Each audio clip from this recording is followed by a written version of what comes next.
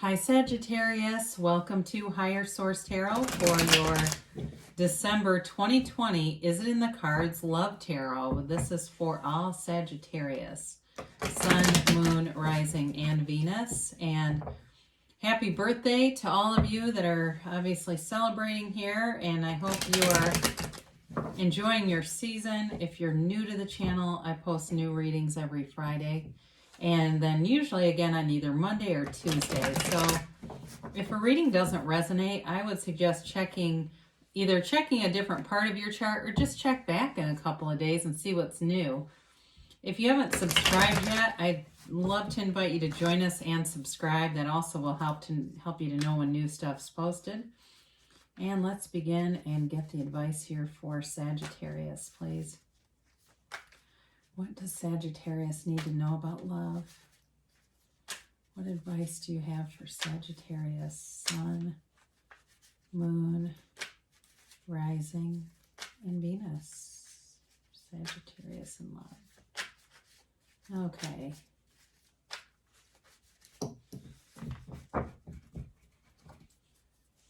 So we will do our tarot here. We'll pull 3 cards for you, 3 cards for the person you are attracting, 3 cards for the advice, then we'll do the Angel Answers Oracle cards. So you have the 4 of Swords, the Hierophant, and the Ace of Swords.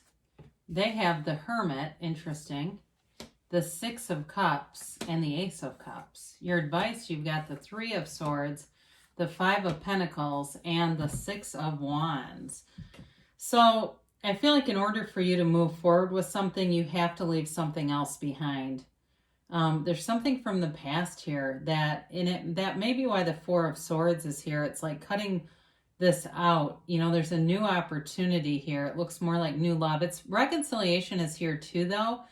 So for reconciliation, folks, what I'm going to say with that is that there has to be some kind of forgiveness to move forward, especially if it's a marriage.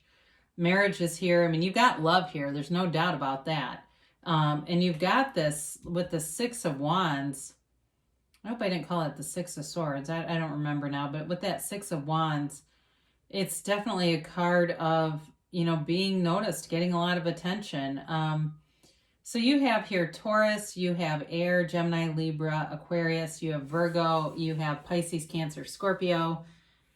And I guess you do have all the elements, but if I named off the sign, it certainly could be one of those that you're attracting. So I like this for a few different reasons. I like to see the 4 of Swords. It's really about taking a break, but it's also a card of spiritual ascension, okay? It's a way of getting closer to your higher self. You take a break from all that noisy stuff that builds up in our minds, right? And for somebody here, I see them lying on like a foam roller, one of those, and meditating with that thing. Like instead of this table, it's like they're actually meditating on one of those. I don't know who that is, but great idea. So with this, the other phrase I get with this is knock and the door will open. So if it's a reconciliation, don't be scared. Don't be afraid that it can't happen, because it can, and it does all the time. I've seen people get remarried. I know I could name off 10 people right now that have been divorced and remarried the same person and have been married for decades since then. So it's okay if it's that, if it's not that. And I mentioned the marriage just because the Hierophant is here. But the Hierophant, what I love to see about this next to the 4 of Swords, the Hierophant holds up his hand and says, be still and know. Be still and know that the universe is on your side and wants to bring in eternal happiness, wants to bring in your heart's desires. So the Hierophant is also a wedding officiant. It's any kind of a spiritual teacher, leader.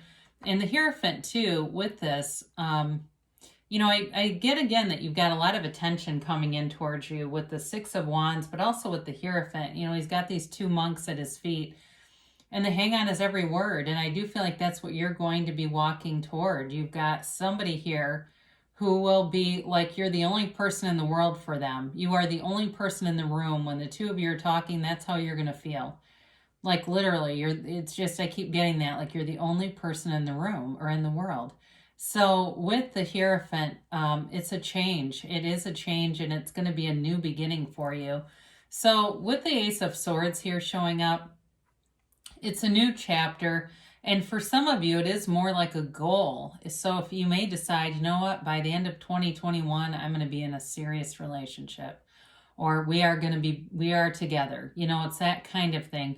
And it really is in the I am that works better for manifestation instead of I'm going to be. But, you know, for the sake of reading the cards, sometimes I don't always marry the two worlds. I get that humanness in me that shows up. But with the Ace of Swords, it is like that, setting a goal. And I feel like somebody here has that in mind, where if you're sitting there right now and thinking, you know, I'm not even sure I'd be comfortable heading into something, somebody here is really going to get into their very best energy. It's the, you know, feeling your best, stepping your best foot forward, having your bills and stuff in order. So you feel like, you know, I could walk into a relationship very easily. And so somebody is I definitely get that energy. And it's a mind, body, spirit connection that you have coming towards you. So if you have any physical pain, there's healing here too. And I mentioned this is love tarot, but when I get messages, I'll give them to you. Now, what a beautiful energy you're attracting. My gosh. They have the Hermit here, which is a spiritual guide. And it's really an indicator that they are in this life path, in this journey. They're connecting to those higher energies and really letting go of the ego and dying into spirit. They're becoming one with that energy and becoming the whole of who they are, who they're meant to be, and that's an uplifter. This person is a total uplifter, and in a very true sense, they have an energy field. It feels like they could be a teacher, feels like a teacher to me, some type of a teacher, and maybe it's maybe it's not teaching in a school, but they lead classes or something like that. They've got this energy field where people feel like they can just talk to them about anything. Extremely trustworthy energy.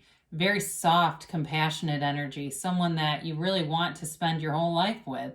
And they have never-ending love for you with the Ace of Cups. It's an unconditional love. It's really you being able to be exactly who you are right from the get-go. Now, with the Six of Cups being here, this certainly could be somebody from the past. It could be somebody you've been with, especially with the Hierophant, or it may be somebody that you've known before. But either way, they bring in kind of an innocence and a freedom into relationships. They come in, even though it's a nostalgic kind of an energy, I don't feel like they're bringing the baggage of an ex with them. I do feel like they walk forward in an energy of sort of this curiosity. They've got this curious nature anyway about them.